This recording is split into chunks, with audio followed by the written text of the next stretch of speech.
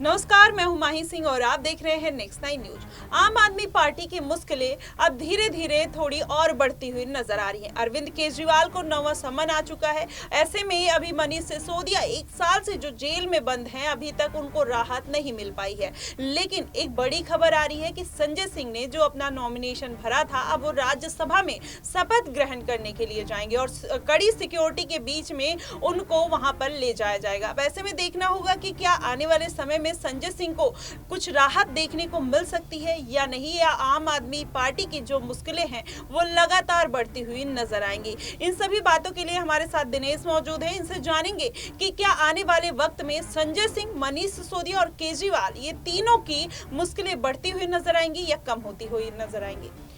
देखिए, जिस तरीके से 9 समन जारी किए गए हैं अरविंद केजरीवाल को ईडी की तरफ से, पिछले दिनों राउज एवेन्यू कोर्ट से उनको जमानत मिल गई थी और वो जमानत इस आधार पर मिली थी क्योंकि उन्होंने ईडी के जो बार बार समन भेजे जा रहे थे उनका कहीं ना कहीं कानूनी तौर पर उल्लंघन किया था। ऐसे में कोर्ट ने उनको अंतरिम जमानत दे दी थी। लेकिन अब ईडी ने 9वां समन जारी कर दिया है। लोकसभा चुनाव के जो है तारीखों का ऐलान हो चुका है, आचार संहिता लग चुकी है।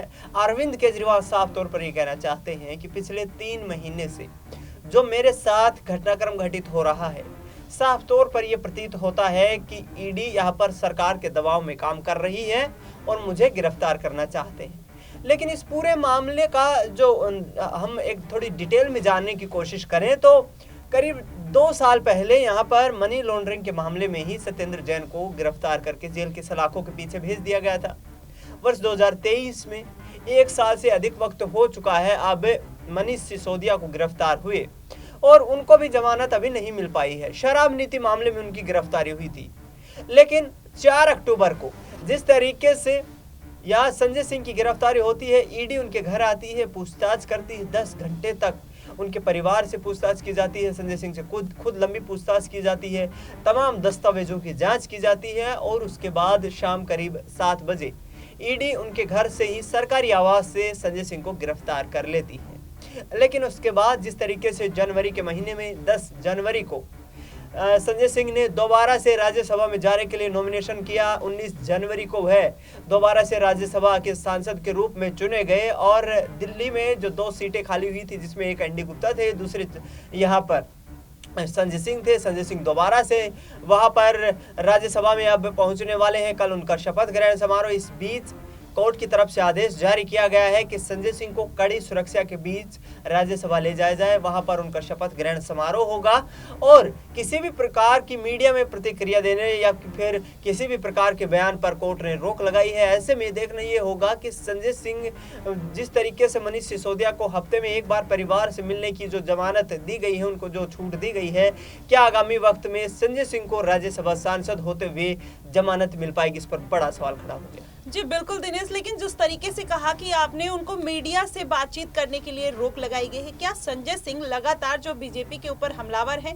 और जिस तरीके से वो बयानबाजी करते हुए नजर आते हैं कि ये सब कुछ जानबूझ के बीजेपी करवा रही है ईडी के जरिए और ईडी उनका कहीं ना कहीं एक टीम बनकर उनके साथ काम कर रही है, तो क्या ऐसे में संजय सिंह वाकई में कुछ बयानबाजी करते हुए बचते हुए नजर आएंगे या उनको पता है कि अगर वो बयानबाजी करते हैं तो आने वाले समय में उनकी मुश्किलें फिर से बढ़ती हुई नजर आएंगी? देखिए, जिस तरीके से संजय सिंह एक बेखौफ बेबाक प्रवक्ता के रूप में, नेता के रूप में जाने जाते रहे हैं, लगातार अपनी बातों को, चाहे सदन की बात हो, मीडिया के सामने हो या फिर जो है जनसभाएं हो, मुखर तौर पर रखते नजर आते हैं और अब ऐसा प्रतीत होता है कि संजय सिंह जल्द ही बाहर आएंगे क्योंकि जिस तरीके से उनको दोबारा से राज्यसभा सांसद बनाया गया है, ऐसे में ईडी को कोई उनके समक्ष यहाँ पर सबूत नहीं मिलते हैं। सर्वेश मिश्रा, दिनेश अरोड़ा, ये तमाम जो सहयोगी हैं संजय सिंह के, उनके ऊपर भी ये चार्जशीट पेश की जाती है और ईडी यहाँ पर ये स्पष्ट नहीं कर पाई है अभी तक। करीब 4 महीने 5 महीने का वक्त हो चुका है कि संजय सिंह के खिलाफ जो मामला दर्ज हुआ है उसमें कितने पैसों का लेन देन है। शुरुआत में 88 लाख रुपए की बात की गई थी। दूसरी तरफ देखें तो 2 करोड़ रुपए की बात की गई कि दिनेश अरोड़ा और संजय सिंह के बीच डील हुई है। अब सर्वेश मिश्रा के खिलाफ जब ईडी ने चार्जशीट पेश की है तो उसमें 45 करोड़ रुपए का जिक्र किया गया है और कहा गया है कि इन पैसों का गोवा में विधानसभा चुनाव के रूप में इस्तेमाल किया गया। ऐसे में ईडी खुद सस्पेंस में फंसती हुई नजर आ रही है। लगातार supreme court, high court, Rouse Avenue court उनको फटकार लगा रहा है कि सटीक आंकड़े लेकर के आइए, सटीक सबूत लेकर के आइए, जिससे कि आरोपी के ऊपर आरोप साबित हो जाए। और कोर्ट ने बार बार कहा है कि जब तक आरोप साबित नहीं हो जाता, कन्विक्टेड का ये अधिकार होता है कि वो बेल लेस के, जमानत लेस के, उसका ही कानूनी अधिकार होता है और कोर्ट इसको जमानत देने को लेकर के प्रतिबद्ध नजर आएगा। जी बिल्कुल, जिस तरीके से आपने ये सारी जानकारी दी ये वाकई में महत्वपूर्ण है, लेकिन जिस तरीके से अरविंद केजरीवाल लगातार आते सी ये बड़े बड़े नेता तमाम बयानबाजी करते हुए नजर आते हैं कि बीजेपी उनको जानबूझ के फंसा रही है और उनकी पार्टी का जो अस्तित्व कहीं ना कहीं खत्म करने जा रही है। ऐसे में लोकसभा चुनाव नजदीक है और केजरीवाल को जो 9वां समन आया है और मनीष सिसोदिया और संजय सिंह भी जेल में है, तो ऐसे में क्या दिनेश आने वाले समय में केजरीवाल अपनी चुनावी तैयारियों से दूर हो जाए इसलिए उनको समन पे समन भेजे जा रहे हैं, या फिर वो उनके जो उन्होंने कुछ वाकई में कुछ गलतियां की है जिसकी वजह से ईडी उनको बुला रही है और जिसकी वजह से हो सकता है वो पेश हो जाएं और वहां पर वो सारी मुश्किलें उनकी खत्म होती हुई नजर आए। लेकिन क्या रीजन है जो केजरीवाल वहां पर पेश नहीं होना चाहते हैं? देखिए, कहीं ना कहीं केजरीवाल को गिरफ्तारी का डर सता रहा है। लगातार ईडी जिस तरीके से समन भेज रही है, पिछली 12 मार्च को ये खबर सामने आई थी कि जिस तरीके से ईडी ये तमाम कार्रवाई कर रही है, मैं वीडियो कॉन्फ्रेंसिंग के जरिए उनके तमाम सवालों का जवाब देने के लिए हाजिर हो सकता हूं। दिल्ली के मुख्यमंत्री हैं, एक सम्मानित संवैधानिक पोस्ट पर हैं और इस तरीके से यदि उनकी गिरफ्तारी होती है तो कहीं ना कहीं ये राजनीतिक भविष्य पर भी संकट के बादल छा सकते हैं। हेमंत सोरेन को हमने देखा कि 10 समन जारी किए गए, उसके बाद रांची आवास पर ईडी की टीम पहुंचती है और उनको गिरफ्तार कर लेती है।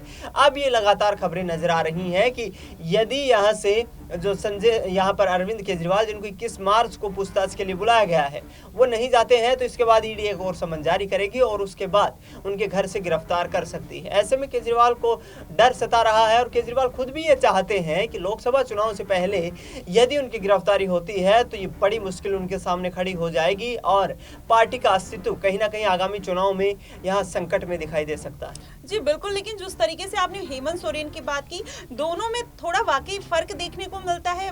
दोनों मुख्यमंत्री रहे हैं, लेकिन हेमंत सोरेन के खिलाफ एक पुख्ता सबूत था जिसकी वजह से ईडी उनके बार बार उनके घर पर जाकर दस्तावेज उन्होंने खंगाले और वहां से जब्त किए, उनकी गाड़ी को जब्त कर ली। लेकिन केजरीवाल के खिलाफ अभी कोई सबूत नहीं है, केवल ईडी उनको अपने समक्ष पेश होने के लिए बोल रही है, लेकिन वो केजरीवाल उसको अवॉइड करते हुए नजर आ रहे हैं। लेकिन जिस तरीके से वो अवॉइड कर रहे हैं कि आने वाले समय में अगर वो नहीं गए तो फोर्सफुली उनको ले जाया जा सकता है, या फिर केजरीवाल के मन में वाकई कुछ है कि वो उनके खिलाफ सबूत हैं जिसकी वजह से वो बचते हुए नजर आ रहे। बार बार वो सामने व्यक्तिगत पेश नहीं होना चाहते हैं, वर्चुअली बार बार पेश होने के लिए वो डिमांड करते हुए नजर आ रहे हैं। बिल्कुल, यहाँ पर कहीं ना कहीं ईडी जो जिस तरीके से रवैया अपना रही है, लगातार केजरीवाल के वकीलों की तरफ से जो है जवाब भेजे जा रहे हैं, लिखित जवाब दिए जा रहे हैं, लेकिन ईडी मानने को तैयार नहीं है। कहती है कि चाहे दिल्ली आवास पर मुलाकात हो, वहां पर पूछताछ हो, या फिर ईडी के दफ्तर में पूछताछ हो, लेकिन आमने सामने बैठाकर कहीं ना कहीं ईडी पूछताछ करना चाहती है।